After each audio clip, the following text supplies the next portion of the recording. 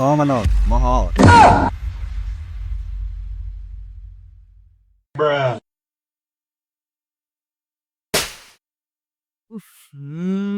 বাবা এটা কি?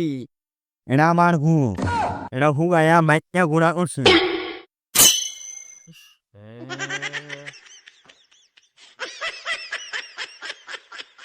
বাবা এটা কি মুখ নাকি?